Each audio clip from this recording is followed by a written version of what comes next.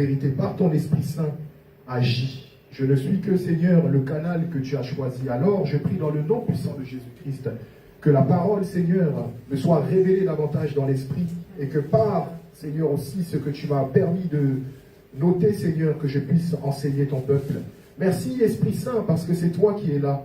Merci, Saint-Esprit, parce que depuis le début de ce jour, tu as permis que chacun d'entre nous, nous puissions être en parfaite harmonie, que nous soyons disposés. Alors, je prie davantage afin que chaque cœur soit disposé, chaque cœur soit réceptif, et que, Seigneur, ce que tu as convenu d'opérer comme puissant miracle s'accomplisse parfaitement. Nous croyons véritablement, Seigneur, que les miracles se font encore davantage chaque jour, Seigneur, dans nos vies, et nous te rendons grâce pour ce que tu opères. Alors, en ce jour, nous sommes disposés, assoiffés, Seigneur. Nous voulons voir ta gloire telle que nous l'avons chantée. Nous voulons voir ta main puissante agir telle que nous l'avons chantée. Nous reconnaissons que tu es le Dieu souverain. Alors, merci, Seigneur, pour ta présence encore. Merci pour ton amour. Merci pour la parole. Et que la gloire et l'honneur te soient donnés, Père, au nom puissant de Jésus-Christ de Nazareth. Amen. Est-ce qu'on peut encore acclamer le Seigneur, s'il vous plaît?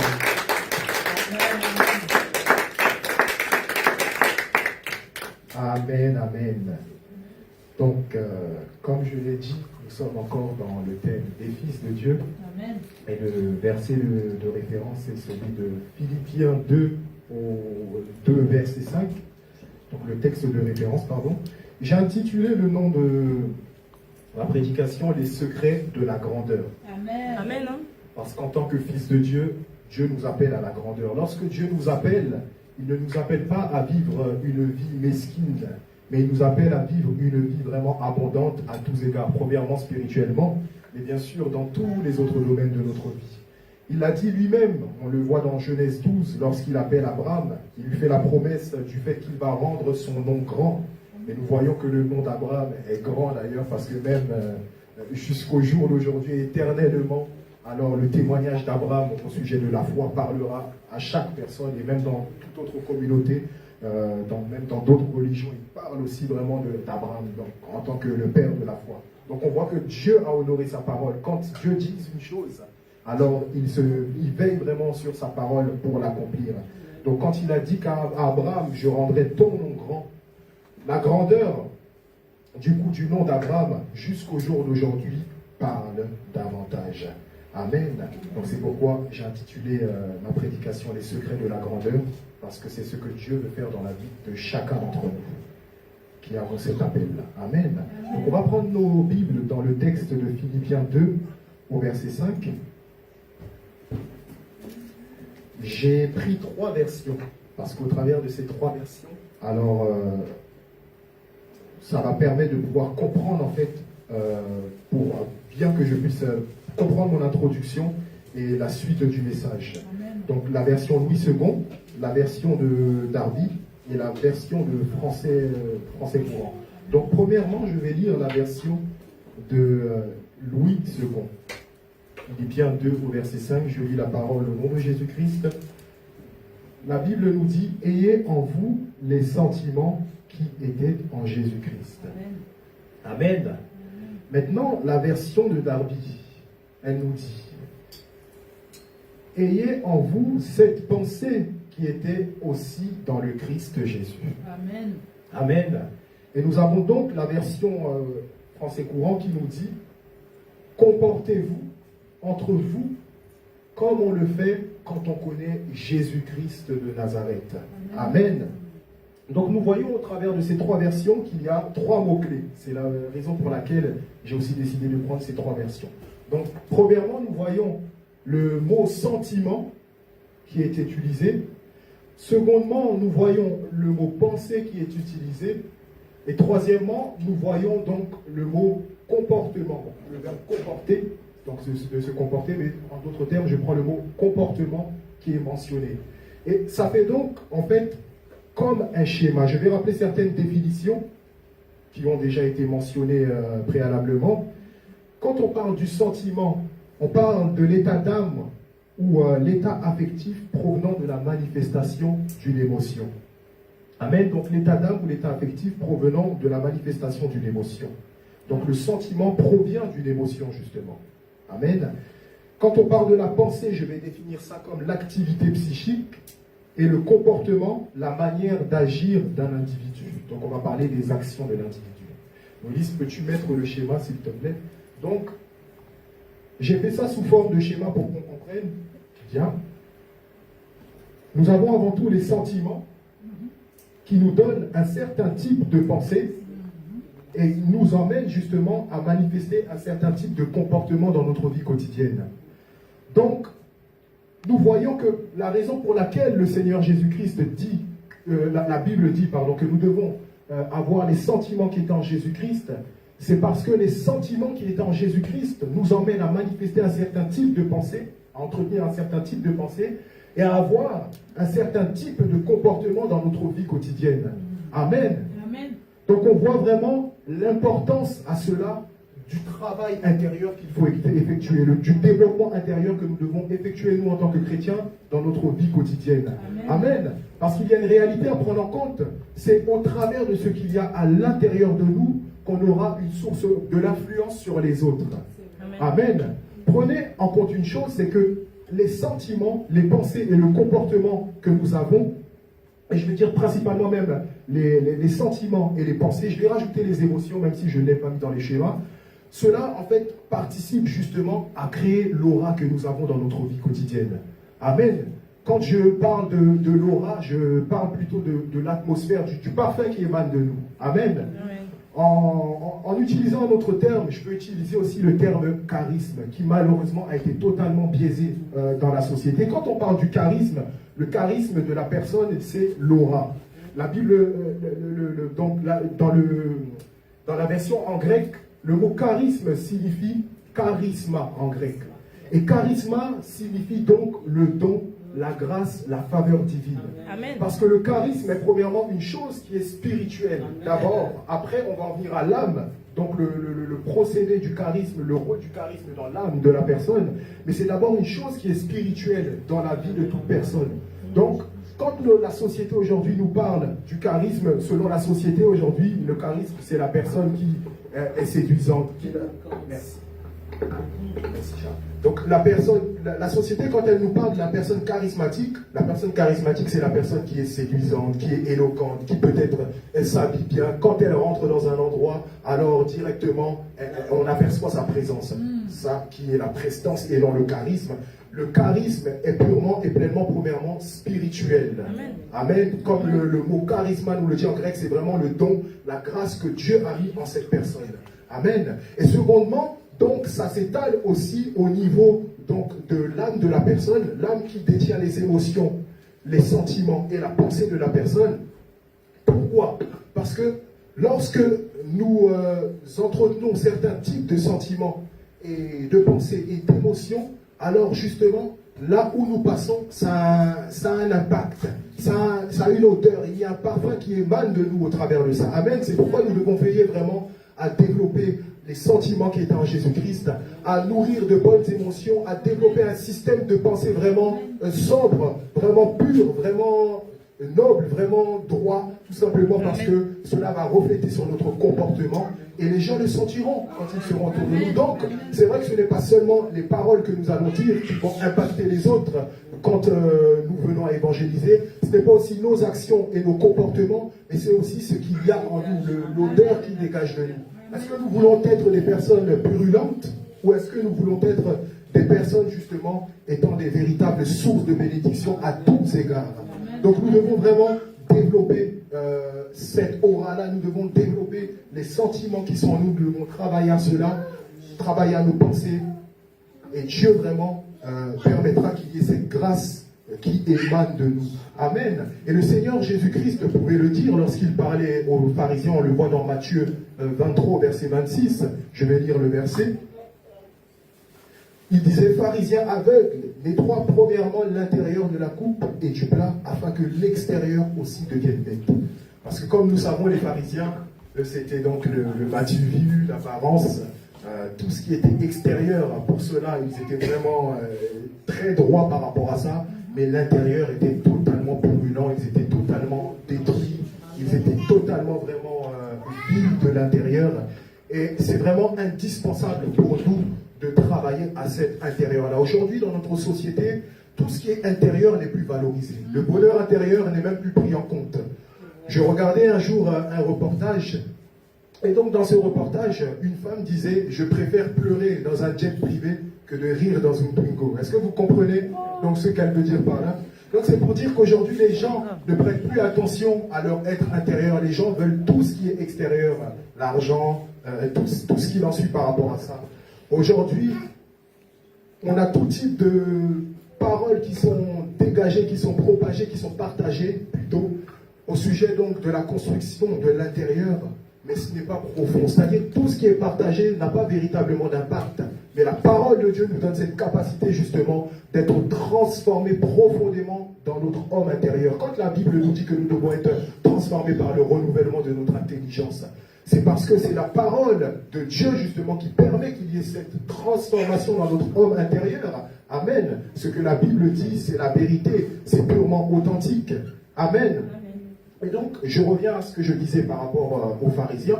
Au temps de la loi, toute la loi de Moïse avait pour but non seulement de déjà donner une conscience morale au peuple, mais secondement, elle avait pour but de bâtir, d'agir dans leur comportement, de leur donner une certaine ligne de conduite. Amen. Mais en aucun cas, ça travaillait leurs pensées et leurs sentiments. Amen. Donc c'est pourquoi ils étaient continuellement à pécher, continuellement justement à demeurer dans l'idolâtrie, parce que ça n'avait pas d'impact véritablement dans leur être intérieur. Alors Dieu, ayant solutionné cela au travers de la venue de Jésus, prend cette décision-là et dit, Seigneur, donc il dit à Jésus, voilà, on va venir, tu vas aller sur la terre, et voici donc la chose que tu vas opérer, tu vas aller bien plus en profondeur. Comme la Bible le dit dans Matthieu 5, que Jésus n'est pas venu abolir la loi, mais il est venu l'accomplir, parce qu'il l'accomplit d'une autre manière. Amen. On va aller dans le schéma numéro 2, Noélie, s'il te plaît, pour qu'on puisse comprendre. Alors, Dieu, au travers de Jésus-Christ, décide de fonctionner afin de démontrer quel est le véritable chemin, justement, aussi qui mène à la transformation de l'homme intérieur. Et c'est ainsi que, quand Jésus vient, justement, il démontre un seul chemin, le chemin de l'amour. Amen. Amen. Parce que l'amour est la fondation de toutes choses. Amen. Comme le dit 1 Corinthiens 13, du verset 2 à 3, je le lis. La Bible dit, et quand j'aurai le don de prophétie, la science de tous les mystères et toute la connaissance, quand j'aurai même toute la foi jusqu'à transporter des montagnes, si je n'ai pas l'amour, je ne suis rien. Je peux distribuer tous mes biens aux pauvres, je peux faire tout type de choses, mais si je n'ai pas l'amour, je n'ai rien. Vous savez, l'intention dans la vie est vraiment très importante. Et c'est l'intention que nous devons prendre en compte justement quand nous agissons. Aujourd'hui, beaucoup de personnes effectuent des choses, mais l'intention ne suit pas justement l'action. Ça peut être comme les pharisiens de faire une chose pour être vu, ça peut être de faire les choses pour obtenir une chose, mais il n'y a pas de véritable profondeur, il n'y a pas véritablement d'amour au travers de cela. Donc, Jésus-Christ, en enseignant l'amour, qu'est-ce que l'amour a pour but de faire? Qu'est-ce que l'amour fait? Comme l'amour est la fondation de tous, de toutes choses, alors l'amour va venir justement avoir une influence sur les émotions. Vous savez, l'amour, pour moi, est au-delà même de la dimension des émotions. L'amour est hautement spirituel, ça gouverne tout le monde. C'est pourquoi la Bible nous parle justement de la loi royale, qui est la loi de l'amour. Donc, premièrement, l'amour à l'égard de notre Dieu. Quand la Bible nous dit que tu aimeras le Seigneur ton Dieu de toute ton âme, de tout ton cœur, de toute ta pensée. Donc, qu'est-ce que ça veut dire même quand la Bible nous dit cela? Quand tu aimes de tout ton cœur, de toute ton âme, de tout ton être, de toute ta pensée, en fait, ce n'est plus toi qui contrôle, c'est la chose qui contrôle. Vous voyez ce que je veux dire? Donc, vous n'êtes plus même dans la dimension de l'amour, parce que la chose a pris toute la place. Vous êtes dans la dimension de l'adoration. Amen. Vous vous suivez? Donc, c'est pourquoi Dieu dit au travers de cela, en fait, qu'à son égard, ce n'est plus de l'amour. On doit entrer dans la dimension de l'adoration. Et l'adoration nous emmène à un second point. Lorsqu'on adore Dieu de tout notre être, ce n'est plus nous qui contrôlons, c'est lui qui contrôle. Et par l'Esprit Saint qui nous donne la capacité d'adorer, ça nous emmène à la deuxième chose, le renoncement à soi. C'est pourquoi Jésus-Christ parlait justement de l'importance du renoncement à soi. On ne peut adorer véritablement le Père sans avoir renoncé à nous-mêmes. Amen. Et donc, dans une version de Luc, la Bible nous dit, et tu aimeras ton prochain comme toi-même. Et tu aimeras ton prochain comme toi-même. C'est-à-dire que Dieu, avec Dieu, on est dans l'adoration, mais notre prochain, on est dans l'amour. L'adoration est pour Dieu et l'amour est pour ce que nous manifestons entre êtres humains. Vous me suivez jusqu'à présent? Amen. Amen. Et donc voilà, l'amour qui a une forte influence sur les émotions, te donne d'avoir les bonnes émotions. Donc d'avoir la joie, d'avoir la paix et tout ce qui en suit. D'avoir les bons sentiments. Parce que les sentiments proviennent des émotions. Lorsque une personne est en colère au niveau de ses émotions, ça peut donner dans ses sentiments de l'amertume, ça peut donner de la haine et tout ce qui en suit. Amen. Et ces sentiments donnent des pensées et par la suite, encore une fois, comme je l'ai dit, un comportement. Donc vous voyez, l'amour est la fondation, est le pilier de toute chose. Amen. Et comme je l'ai dit juste avant, je vais parler de l'amour. Dans Galates 5 au verset 14, qu'est-ce que la Bible nous dit? Je lis au nom de Jésus-Christ. Car toute la loi est accomplie dans une seule parole, dans celle-ci. Tu aimeras ton prochain comme toi-même. Amen. Amen. L'importance de l'amour. Maman José l'avait souligné la semaine passée. Je vais y passer très rapidement, mais m'attarder sur une chose dont on ne parle pas très très souvent, mais qui est vraiment indispensable. Je vais parler de l'amour de soi. Amen.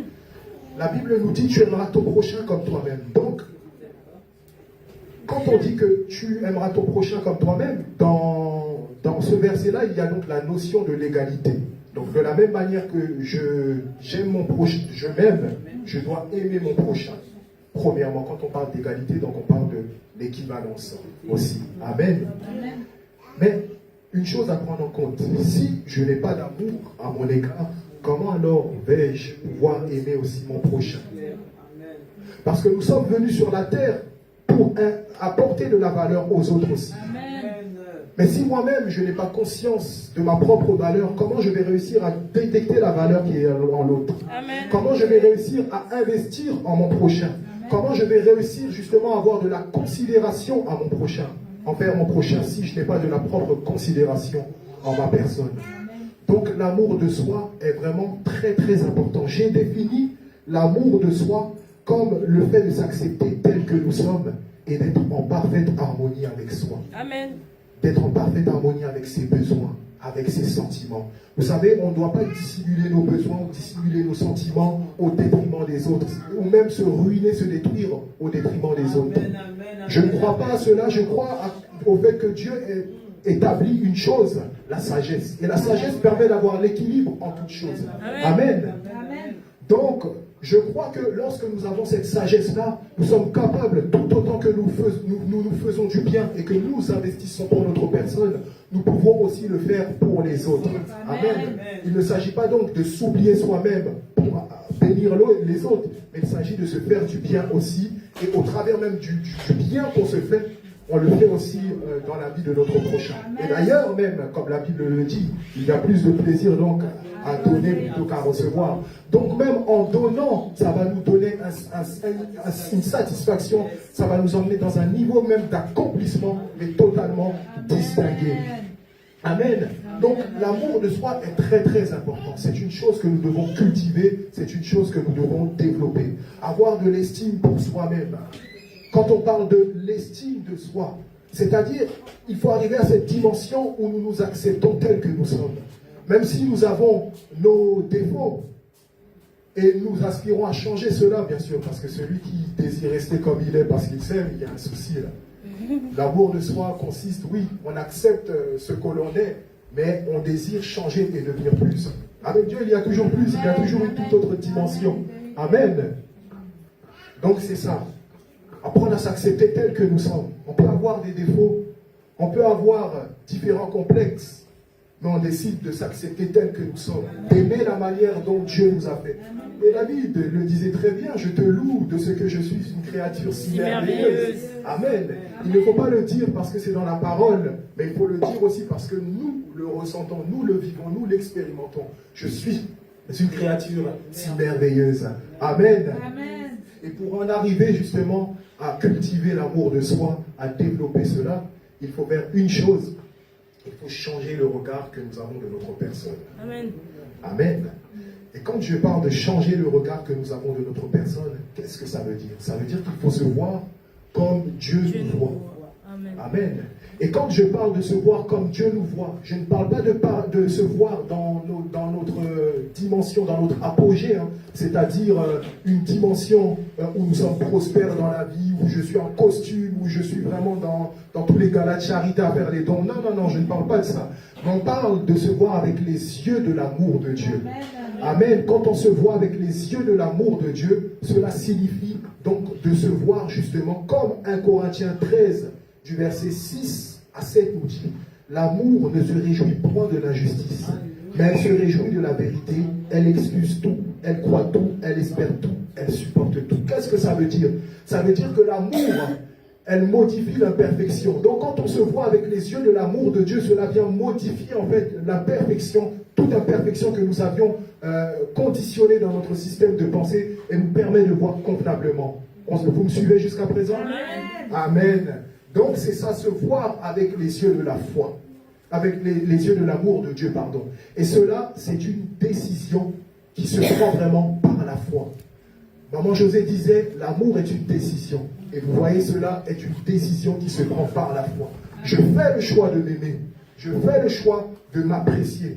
Dieu a mis son amour en moi justement. Alors par cet amour, je fais le choix justement de moi aussi m'aimer. Afin de pouvoir apporter à mon prochain aussi ce que je dois lui apporter convenablement. Amen. Amen. Amen. Et s'aimer soi-même, c'est indispensable dans le processus de la découverte de l'amour de Dieu. L'amour de Dieu a différentes facettes. On peut expérimenter l'amour de Dieu au travers d'un frère. La manière dont le frère va nous aimer, on va expérimenter l'amour de Dieu. Amen. On peut expérimenter l'amour de Dieu au travers d'un temps vraiment dans la présence de Dieu, au travers de la saturation de l'Esprit Saint. On sent vraiment l'amour de Dieu à notre égard. On peut expérimenter l'amour de Dieu justement au travers au travers d'une délivrance, au travers de ce que nous allons expérimenter, de ce que Dieu va faire, mais on expérimente aussi l'amour de Dieu au travers de l'amour de soi. C'est pourquoi c'est vraiment très très important. Et ça, c'est vraiment une expérience que chacun aussi doit faire dans le lieu secret, la révélation vraiment de l'amour de Dieu au travers de l'amour de soi. C'est tout à fait remarquable. Amen. Donc c'est vraiment très important. Cultivons l'estime que nous avons de nous-mêmes. Développons l'amour. Allons plus loin dans l'amour avec le Seigneur. Et Dieu permettra justement que nous puissions avoir un tout autre regard concernant notre personne. Amen. Amen. Vous savez, comme l'amour est la fondation de toute chose, l'amour est ce qui nous emmène justement à connaître la grandeur. Aujourd'hui, beaucoup de personnes font des choses, beaucoup de personnes bâtissent, mais malheureusement, la fondation n'est pas l'amour. Amen. Amen. Quand on bâtit avec Dieu et que la fondation est l'amour, les fondations sont solides. Amen. On va prendre nos Bibles dans le livre de Job et je vais un peu développer sur le sujet de la grandeur.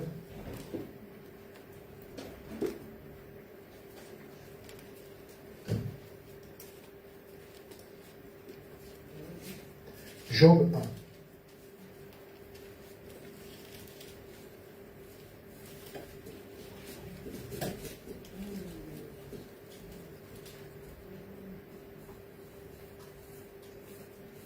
Donc, Job 1 au verset 1. Je lis la parole au nom de Jésus-Christ. Il y avait dans le pays d'Uth un homme qui s'appelait Job. Cet homme était intègre et droit. Il craignait Dieu et se détournait du mal. Il avait 7 fils et 3 filles. Il possédait 7000 brebis et 3000 chameaux, 5000 paires de bœufs et 500 ânesses. Donc à l'époque, il n'y avait pas d'immobilier. À l'époque, il n'y avait pas de grands restaurants qu'on possédait. Il n'y avait pas peut-être d'agence de location de voitures qu'on possédait. C'était tes brebis, tes 3000 chameaux, tes 500 paires.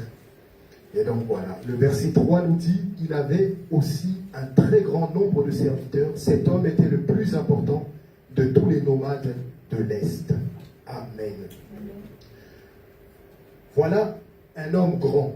quand on parle de la grandeur signifie la valeur d'une personne. Tu as l'impact et l'influence qu'elle a sur autrui. Amen. Amen. Et si nous parlons donc d'impact, c'est qu'il y a une chose en nous, justement, qui influence les autres. Amen. Amen. Et regardez ce que la Bible dit au sujet de Job, premièrement. La Bible nous dit que Job était un homme intègre et droit. Donc on décrit premièrement l'intérieur de Job, que c'était un homme intègre et droit.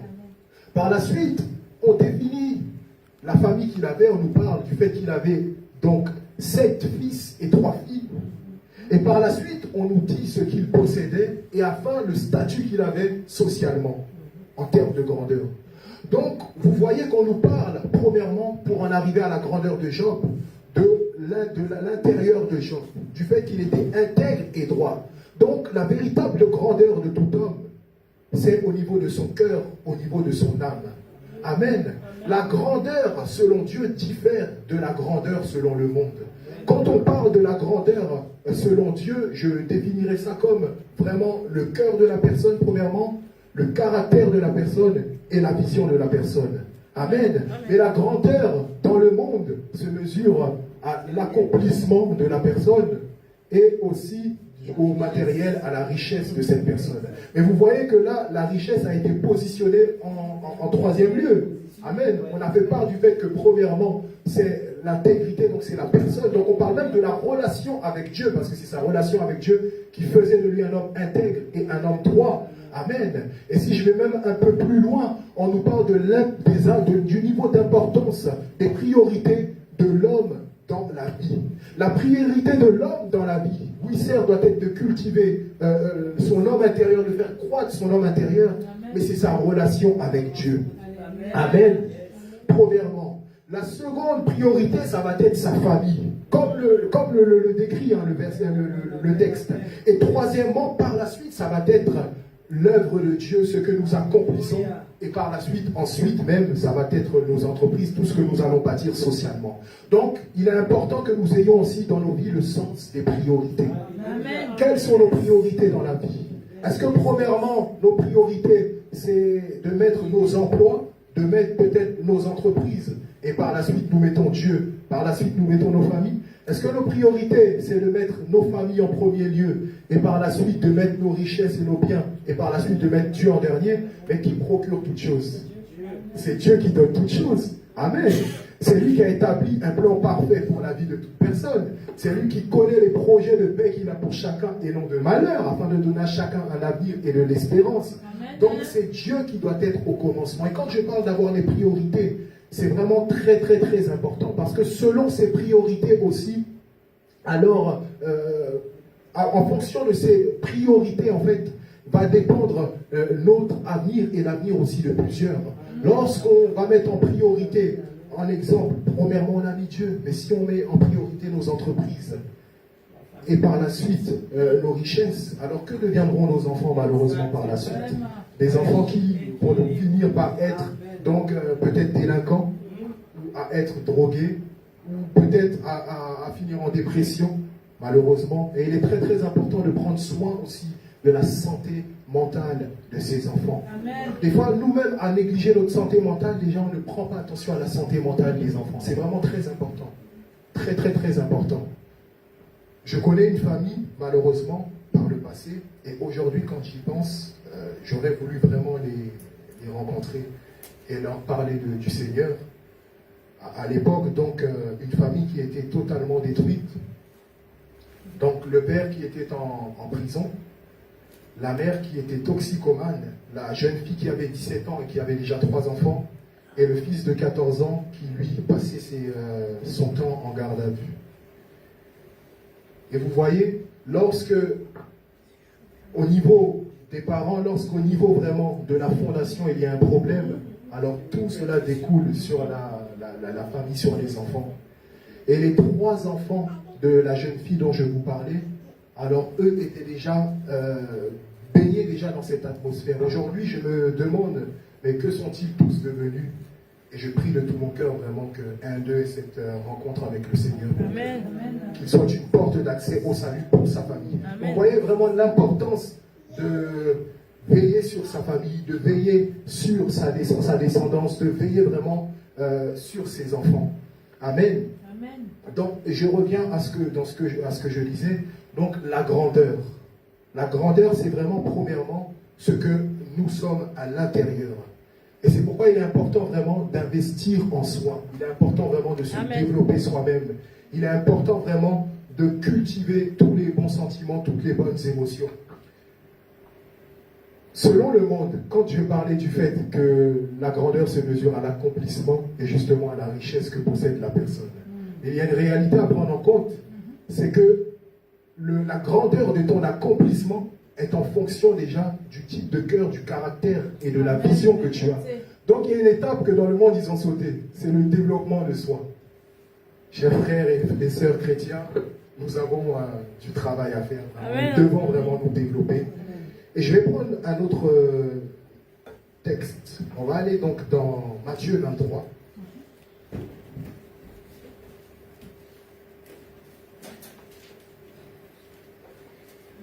Matthieu 23, à partir du verset 5 jusqu'au verset 11. Amen. Il y aura un tout petit peu de lecture.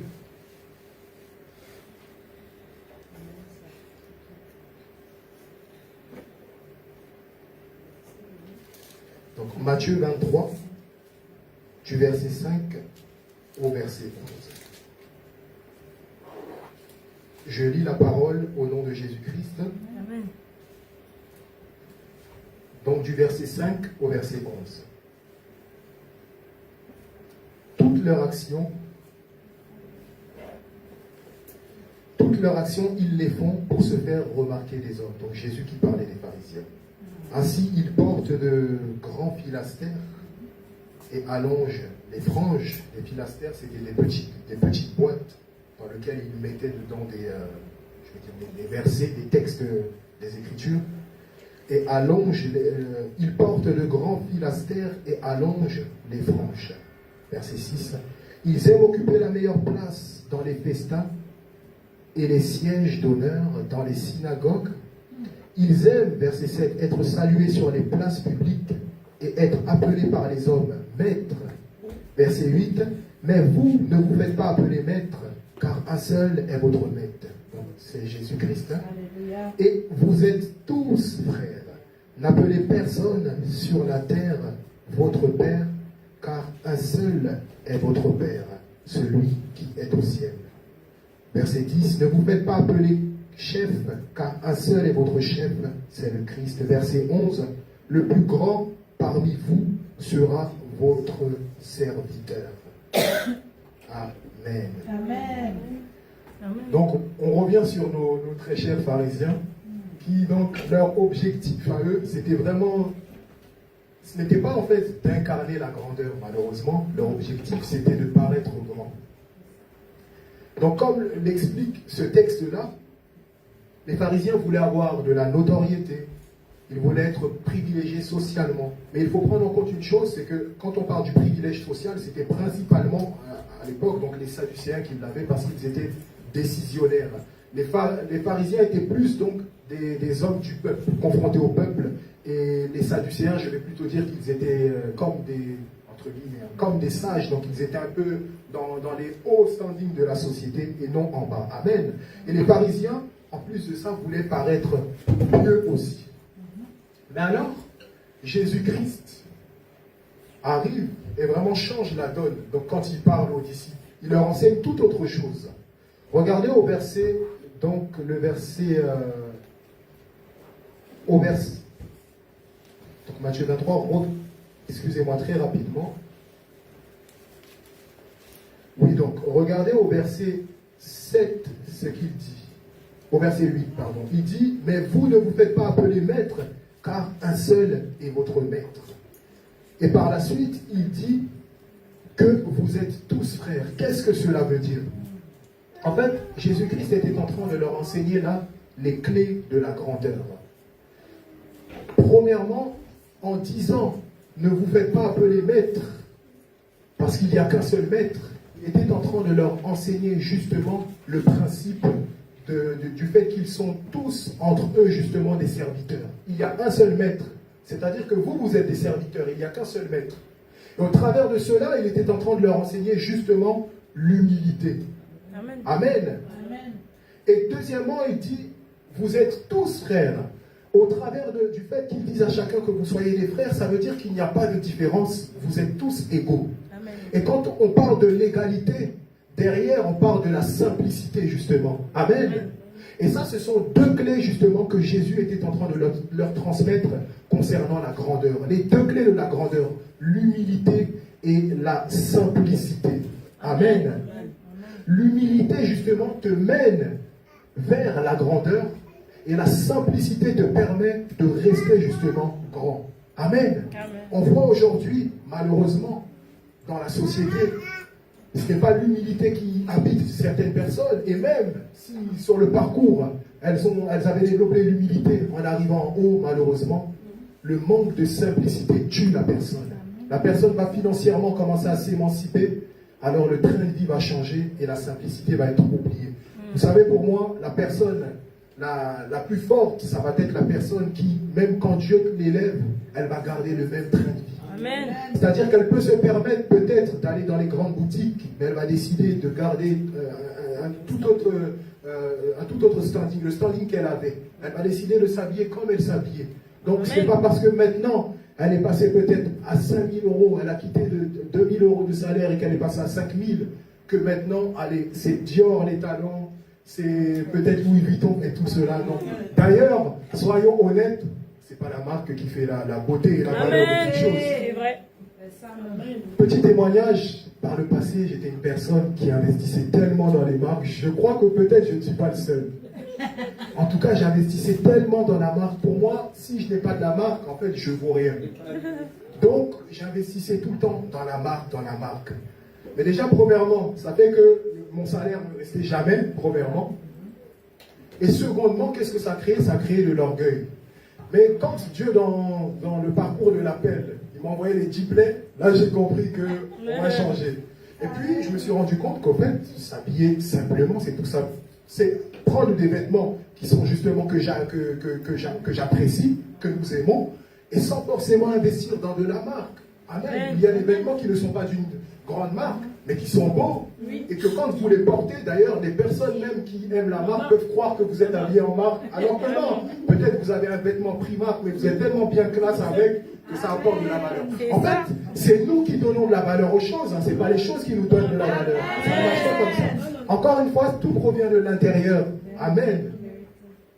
Et donc, je reviens sur ce que je disais. Donc, Jésus a enseigné deux clés et il l'a démontré dans Jean 13, quand il a lavé les pieds des disciples. Vous savez, c'est tellement noble ce qu'il a fait, c'est vraiment incroyable. Le maître qui démontre, qui s'abaisse et qui va justement laver les pieds des disciples. Il était justement en train de leur montrer ce chemin-là, cette route-là, le chemin de l'humilité et le chemin de la simplicité. Amen. Et je crois que si aujourd'hui, on était encore à l'époque des bœufs comme richesse, des bœufs, des boucs, là tout le monde serait simple. Là tu ne peux pas dire que tu as un immeuble à Dubaï, là tu vas dire j'ai 7000 bœufs. Je crois que personne ne va être fier de dire ça. Amen. Donc voilà, il est vraiment très très important de cultiver l'humilité et cultiver la simplicité.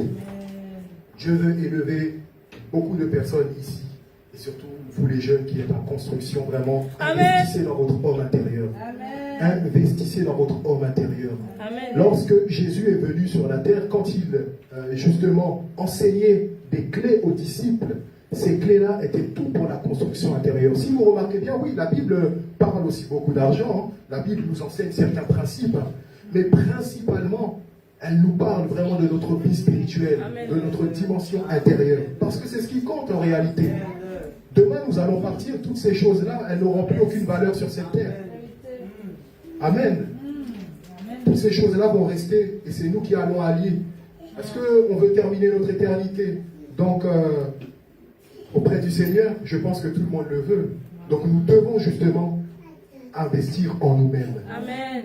Et pour pouvoir investir en nous-mêmes, et donc, et par la suite, en investissant en nous-mêmes, rester vraiment résister au diable, veiller sur notre être intérieur, on se doit de faire une chose, de faire attention à notre relation avec le monde. Amen. Amen.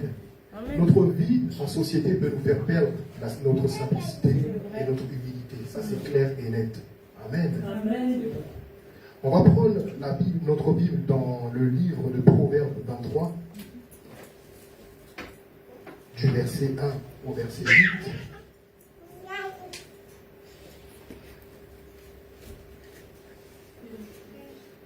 Donc Proverbes 23, du verset 1 au verset 8.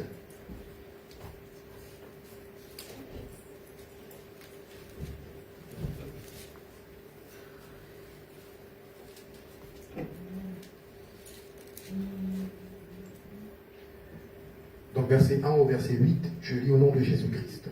Amen. Si tu es à table avec un grand, fais attention à ce qui est devant toi. Place un couteau devant ta gorge. Si tu as trop d'appétit, ne convoite pas ces bons plats. C'est une nourriture trompeuse. Je vais m'arrêter au verset 3 et je vais plutôt à chaque verset donc donner les principes qui sont vraiment très très importants à mettre en pratique. Premièrement, la Bible nous dit, si tu es à table avec un grand, fais attention à ce qui est devant toi. La première chose, nous devons veiller à nos fréquentations. Amen. Amen. Amen. Et premièrement, nous sommes la somme des personnes que nous fréquentons. Une personne qui fréquente que les débauchés, Fini débauchage. finit débauchable. Exactement. Donc nous devons veiller à nos fréquentations. Les personnes que nous fréquentons peuvent soit nous emmener en haut au sommet, que ce soit même dans notre relation avec Dieu, que ce soit même en position en société, soit nous tirer vers le bas. Donc nous devons veiller à nos fréquentations. Veiller à ces fréquentations ne veut pas dire, bon, de préférence, oui, c'est super, si tous nos amis sont convertis, gloire à Dieu. Au moins, on a tous la même vision des choses. Mais si nous ne sommes pas avec des personnes étant converties, bon, déjà, vous, tous ceux qui n'ont pas d'amis convertis, vous savez quel est votre objectif, hein? Vraiment. C'est vrai. Mais, exactement, vous devez les emmener à Christ. Mais vous devez veiller, parce que nous sommes en société, donc toutes les personnes ne sont pas chrétiens. Donc, il faut faire attention aux propos des personnes, déjà à ce qu'on écoute. Amen. Amen. Amen. L'influence, c'est très très important. Nous devons veiller à ce que nous écoutons. Est-ce que vous avez des amis qui vous influencent à peut-être courir derrière des choses vaniteuses, ou vous avez des amis qui vous influencent justement à vivre ce que Dieu veut que vous puissiez vivre, qui vous emmènent à connaître Dieu, ou même s'il ne vous emmène pas directement à connaître Dieu, il vous emmène à acquérir les valeurs de Dieu, et que vous avez à l'église qu'on vous enseigne. Amen. Et donc vous allez comprendre que ça provient justement même de Dieu. Amen. Amen. Ou du verset 2 au verset 3, la Bible dit, place un couteau devant ta gorge si tu as trop d'appétit. Le verset 3, ne convoite pas ces bons plats, c'est une nourriture trompeuse. Nous devons être conduits par l'Esprit de Dieu. Amen. Amen. Romains 8, verset 14, car ceux qui sont conduits par l'Esprit de Dieu sont fils de Dieu. Amen. On doit être conduit par l'Esprit de Dieu. L'Esprit de Dieu nous donne cette capacité justement de manifester les fruits de Dieu, les fruits de l'Esprit. Ça veut dire que la maîtrise de soi, lorsque tu es conduit par l'Esprit de Dieu, la maîtrise de soi, tu l'as. Lorsque tu es conduit par l'Esprit de Dieu, tu sais te mettre des limites, tu sais poser certaines actions. Donc tu peux être à table, comme la Bible le dit, avec un grand. Ça fait référence à des personnes qui socialement sont très bien positionnées, se retrouvent avec des gens fortunés, ou se retrouvent même des fois on peut se retrouver dans des lieux où malheureusement ce ne sont pas des lieux appropriés. On peut se retrouver même dans un mariage quelque part, et même dans ce mariage il y a certaines choses qui peuvent être contraires à nous-mêmes, certaines valeurs à nous. Je vais passer certains détails, mais voilà, il faut veiller vraiment à ce que l'Esprit nous dit. Si l'Esprit vous dit de ne pas toucher à une chose, ne touchez pas à une chose. Amen. Si l'Esprit vous dit de ne pas vous rendre dans un endroit, ne vous rendez pas dans un endroit. Amen. Amen. Amen. On a l'exemple dans la Bible, donc un des prophètes, je ne sais plus, en tout cas, je crois que c'est dans un roi. Mais c'est un des prophètes qui malheureusement par des désobéissances, s'est retrouvé justement à être achevé. Donc vous voyez que lorsque nous sommes conduits par l'Esprit de Dieu et que nous n'obéissons pas surtout, alors c'est là où la décadence se fait. Obéissez à l'Esprit de Dieu. La parole dit que l'obéissance vaut mieux que les sacrifices. Amen. L'obéissance est indispensable aussi à l'accomplissement de notre destinée. Amen. C'est par obéissance et par la foi qu'on en vient justement à accomplir sa destinée, à faire l'œuvre de Dieu parfaitement, à se diriger là où Dieu veut que nous puissions aller. Amen. Si Dieu te dit, va me servir demain en Norvège ou va me servir à Londres, et que toi demain tu décides d'aller peut-être au Maroc, va, tu verras ce qui t'arrivera. Amen. Troisièmement, versets 4 à 5, la Bible dit, ne te fatigue pas à acquérir la richesse, n'applique pas ton intelligence. Veux-tu la poursuivre du regard? Verset 5, veux-tu la poursuivre du regard? Nous devons être focalisés sur notre objectif divin. Amen. C'est-à-dire, chacun d'entre nous avons reçu une mission, un mandat spécifique de par Dieu. Amen. Et comme justement le thème nous l'indique, les fils de Dieu, épreuves et bénédictions, sur notre route, nous allons rencontrer bien sûr beaucoup d'épreuves. On aura, oui, au final des bénédictions, mais on va rencontrer pas mal d'épreuves. Il faut être capable de rester focalisé justement sur notre direction, ne pas se laisser distraire. Et l'ennemi utilisera tout type de stratagème justement pour essayer de distraire nos personnes. Des fois, il va utiliser même des proches autour de vous pour essayer de vous distraire, mais tellement subtilement. C'est pourquoi il faut absolument être conduit par l'Esprit de Dieu pour discerner toutes choses. Amen. C'est vraiment très, très, très important. Restez focalisé sur l'objectif de Dieu, parce que si Dieu vous bénit, aujourd'hui même sur votre parcours, il vous bénit financièrement, vous pouvez être à même d'oublier même l'objectif que Dieu vous a signé.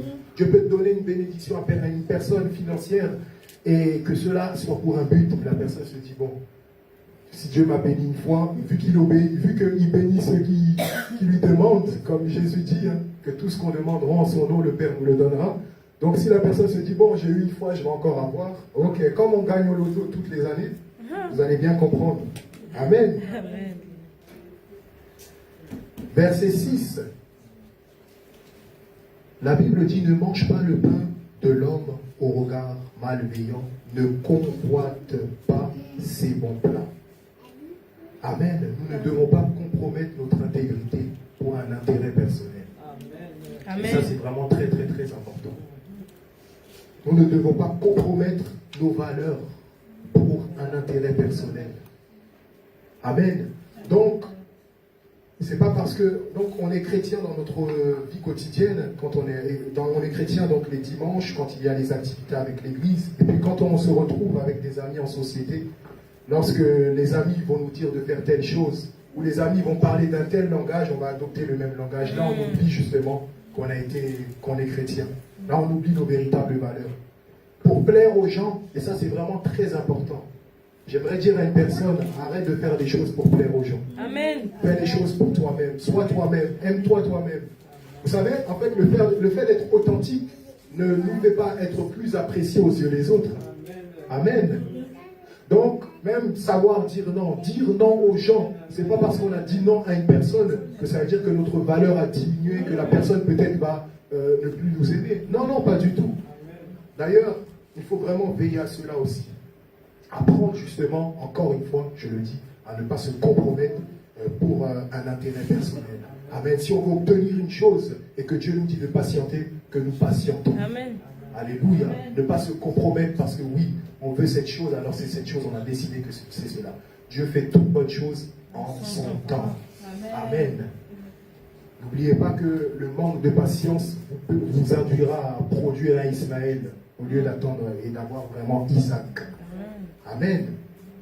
Et verset 7, la Bible nous dit, car il calcule au fond de lui, mange et bois, te dira-t-il, mais son cœur n'est pas avec toi. Amen. Donc, notre esprit nous devons être prophétiques. Et nous l'avons entendu depuis vraiment tant de mois, nous entendons cela, nous devons être prophétiques. Amen. Nous devons avoir 2 coups d'avance sur toutes choses. Amen. La Bible dit là dans le verset 7, c'est-à-dire que l'homme, le grand, la personne avec qui on va être, va nous dire, mange, bois, mais son cœur ne sera pas avec nous. Amen. Donc, malheureusement, on ne connaît pas le fond de toute personne. On ne connaît pas le cœur de toute personne. On ne connaît pas les intentions de toute personne. Mais quand ton esprit est éveillé et que Dieu te parle, Dieu t'avertit sur toute chose, c'est là où tu peux avoir 2 coups d'avance. Dans le leadership, on appelle ça le principe de l'anticipation. C'est-à-dire que tu dois être à même, quand tu entreprends des projets, de toujours anticiper. D'ailleurs, dans notre vie quotidienne, nous devons anticiper toutes choses. Amen. C'est pourquoi il est important, même quand on vient à l'église, de partir en avance pour anticiper ce qui se passe sur la route. Parce qu'on risque après ici d'arriver en retard. Amen. Amen. Donc, nous devons être prophétiques, avoir 2 coups d'avance surtout. Regardez dans le livre de 2 Rois 6, donc du verset 8 au verset 12. On a l'histoire au temps du conflit avec la Syrie, histoire que vous connaissez très bien. Donc, on a le prophète Élisée qui avertissait le roi. Et donc, le roi de la Syrie, lui, à chaque fois, ses stratagèmes, ses plans étaient toujours en fait connus. Et il se disait, mais comment cela se fait-il? Est-ce qu'il y a une taupe parmi nous? Est-ce qu'il y a un infiltré parmi nous? Donc, il ne comprenait pas d'où était la source, justement, de ce qui se passait. Et puis, à un moment donné, il y a un de ses serviteurs qui l'emmène à comprendre et lui dit, mais il y a un prophète, justement, en Israël, qui dit tout au roi. Donc, le prophète, lui, savait toutes choses. Et donc, c'est ainsi qu'il avertissait le roi. Et nous devons être ainsi. Dans tout ce que nous entreprenons, dans tout ce que nous faisons, dans l'accomplissement de notre destinée, nous devons justement être prophétiques. Nous devons demander à Dieu de nous montrer les choses en avance. Que ce soit une personne avant d'entrer dans une union, que ce soit fraternel, que ce soit sentimental, Dieu doit vous montrer avant tout toutes choses. Amen. Amen. Il y a une histoire un jour que je regardais, une femme une très bonne femme, hein. Quand je parle de très bonne femme, c'est-à-dire une femme de valeur, donc du coup, qui venait de rencontrer un homme. Elle était chrétienne, et cet homme, malheureusement, n'était pas chrétien. Donc elle, sa pensée, c'était le fait qu'elle allait l'emmener à Jésus-Christ. Et ça, une chose qui est très courante, il faut faire d'ailleurs très attention. Moi, je recommande à toute personne de justement s'approprier de se mettre, s'affilier avec la personne qui a la même vision qu'elle, et de ne pas justement faire autrement. Donc cette femme s'est accouplée elle s'est mise avec un homme qui n'était pas chrétien. Et donc, par la suite, elle a découvert que cet homme trempait dans des choses mystiques par rapport à ses affaires. Et c'est une histoire réelle que vous pouvez trouver sur Internet, qui s'est passée en Afrique du Sud, je crois que c'était en 2017. Et donc, cet homme-là trempait dans des choses assez louches pour faire réussir ses affaires. Il était fortuné, voilà, il avait sa belle vie qu'il vivait. Et au fur et à mesure du temps, il a commencé justement à être très, très, très violent avec cette personne. Et je ne sais pas ce qu'il faisait, je ne sais pas s'il l'avait attaché spirituellement, mais la femme ne partait pas. Un jour, elle a décidé de partir et tout ce qui s'était passé entre eux l'avait un peu justement intérieurement éloignée du Seigneur. Donc elle s'est retrouvée en boîte de nuit, chose qu'elle ne faisait même pas très souvent. Et dans la boîte de nuit où elle s'est rendue, un soir, elle a croisé justement cet homme-là, qui était devenu son ex-petit ami. Et ce soir-là, il a réussi à la reconquérir, à la courtiser de nouveau. Et ce soir-là, elle est partie avec lui. Et malheureusement, une semaine après, ou je crois que si je me rappelle bien, c'était 2 semaines après, on a retrouvé le corps de la jeune femme dans un tonneau brûlé. Donc il avait mis le feu. Bon, je ne peux pas vous dire comment on en est arrivé là. Donc, vous voyez, lorsque Dieu nous avertit sur toutes choses, ce n'est vraiment pas de manière anodine. Nous devons vraiment veiller à l'obéissance. Et très souvent, nos émotions vont nous emmener vont nous souffler certaines impulsions qui seront contraires. Nos émotions vont même nous tromper des fois. Vous allez croire que c'est Dieu qui vous a parlé alors que c'est vos émotions qui vous ont parlé. Il faut vraiment faire très très attention. Amen. Et surtout l'impulsion. L'impulsion, bam, la chose qui vous emmène à agir. Il faut être sage et prendre le temps vraiment de consulter Dieu. Même quand Dieu nous donne un songe, à l'égard d'une personne ou quoi que ce soit, il est important de prendre son temps avant de dire et de ne pas directement dire. Ou même, est-ce que l'intention même de dire directement, est-ce que c'était vraiment pour prévenir ou c'était pour faire genre que tu as des songes, que Dieu te montre? Ça aussi, c'est autre chose. Donc, nous devons être prophétiques et veiller justement à cela. Amen. Amen. Et le verset 8 nous parle de la conclusion. Tu vomiras le morceau que tu as mangé et tu auras tenu en pure perte des propos agréables. Donc vous voyez la conséquence justement du manque de gestion des relations avec le monde. Ça nous emmène justement à nous détruire, à nous éloigner de Dieu, à nous égarer. Amen. Bien-aimés, j'aimerais parler à une personne. N'oublions pas, nous sommes dans le monde, mais nous ne sommes pas du monde. Ce n'est pas un simple verset, c'est une réalité. Attachons-nous aux choses d'en haut, attachons-nous à notre lieu de provenance. Amen. Regardez le royaume, comment il y a tant de choses merveilleuses. Regardez les valeurs que Dieu nous permet d'acquérir. Quand on regarde d'où on vient et quand on regarde où on va, la transformation que Dieu opère dans nos vies, on ne peut que se réjouir. Amen. Chacun d'entre nous, on a une histoire, un témoignage. Et quand nous voyons vraiment ce que Dieu a fait, ça vaut le coup. Amen. Alléluia. Amen.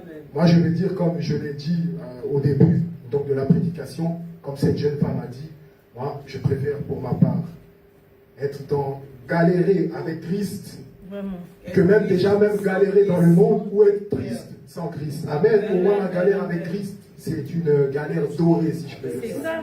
Amen. Exactement, avec espérance. Amen. Est-ce qu'on peut acclamer le Seigneur?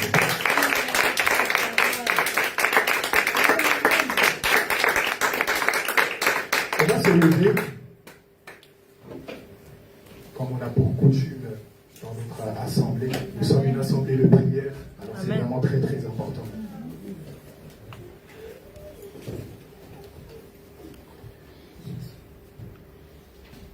On va prier pour deux sujets. Le premier sujet sera pour la jeunesse. Nous allons prier que là où les séductions vont nous emmener justement à nous éloigner des voies de Dieu, sont vraiment en ces temps très très fortes, très intenses. On va prier que la grâce de Dieu vraiment puisse localiser notre jeunesse, même ceux qui ne sont pas là, et que Dieu préserve leur cœur. Amen. Il est plus difficile, lorsqu'on est parti de la présence de Dieu, il est plus difficile de revenir par la suite. Amen. C'est un véritable combat. Mais nous savons que la grâce de Dieu est disponible.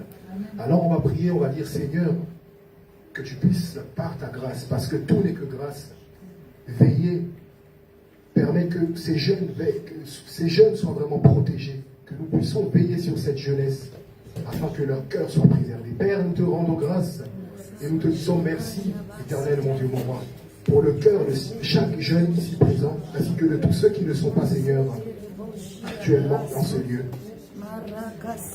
Père, nous prions afin que tu puisses garder leur cœur, Seigneur. Leur cœur, Seigneur, du monde, parce que tu as dit que nous ne sommes pas du monde, mais nous sommes dans le monde. Tu nous as envoyés dans le monde pour accomplir un but et non pas pour nous égarer. Alors ma prière est que dans le nom puissant de Jésus-Christ de Nazareth, que tu puisses, Seigneur, veiller sur cette jeunesse, Seigneur. Que tu puisses préserver leur cœur, Seigneur, des séductions de ce monde. Veiller, Seigneur, sur leur permettre que leur fréquentation, Seigneur, ne soit aucunement, mon Dieu, mon roi, des fréquentations les emmenant, Seigneur, à connaître des choses qui sont contraires à ta parole et en abomination, Seigneur, à tes lois, Seigneur, à ta pensée. Nous prions dans le nom puissant de Jésus-Christ, Père éternel, que cette saison qui est une saison de renouvellement, de renouveau, soit pour cette jeunesse un nouveau départ avec toi, Seigneur, un nouveau départ dans tes voies, un nouveau départ dans la vérité, un nouveau départ selon ta justice. Merci Père, parce que le venir, Seigneur, c'est la jeunesse. Et tu, éternel mon Dieu, mon roi, prends soin de construire une jeunesse, Seigneur, active et non passive en cette assemblée. Alors que toute la gloire te revienne, Père, au nom de Jésus-Christ de Nazareth. Amen. Le second sujet de prière, nous allons prier pour l'amour de soi. On va prier que Dieu vraiment permette à une personne d'expérimenter l'amour de soi au travers de son amour en nous, qui change vraiment le regard de notre personne. Alléluia. Encore une fois, la Bible dit, tu aimeras ton prochain comme toi-même. Donc pour être capable d'avoir justement un niveau vraiment d'influence sur notre prochain, on doit avant tout changer ce qui est à l'intérieur de nous. Et ça passe justement par le regard que nous avons à notre égard. Amen. Éternel, mon Dieu, mon roi, je te rends grâce, Père Céleste, parce que tu es l'initiateur de l'amour, Seigneur. Père, nous pouvons tout faire dans ce monde, mais sans l'amour, Seigneur, ces choses n'ont aucune valeur. Alors je prie pour une personne, Seigneur, ici en ce lieu, que tu puisses changer le regard qu'elle a de sa personne et lui faire voir, mon Dieu, mon roi, toutes choses avec les yeux de ton amour. Je prie dans le nom puissant de Jésus-Christ que la restauration de l'estime d'une personne soit, Seigneur, établie en ce jour dans le nom puissant de Jésus-Christ. Père, merci parce que au travers de l'amour, Seigneur, que tu déposes dans le cœur d'une personne, tu lui permets de se voir autrement, Seigneur. Tu lui permets de pouvoir, éternel, mon Dieu, mon roi, changer, Seigneur, sa vie, changer, éternel, mon Dieu, mon roi, ses habitudes, changer, Père éternel, tout ce qui pouvait l'emmener, Seigneur, à probablement se dérouter de tes voies, Seigneur. Père, je prie que tout complexe, toute forme de frustration, ainsi que toute forme éternelle, mon Dieu, mon roi, de toute forme éternelle, mon Dieu, mon roi, de tristesse soit ôtée, Seigneur, du cœur d'une personne dans le nom de Jésus-Christ. Nous croyons que ce jour est vraiment un nouveau départ et que, Père Céleste, tu nous emmènes encore plus loin avec toi pour la gloire de ton seul nom, j'ai ainsi prié au nom de Jésus-Christ de Nazareth. Amen.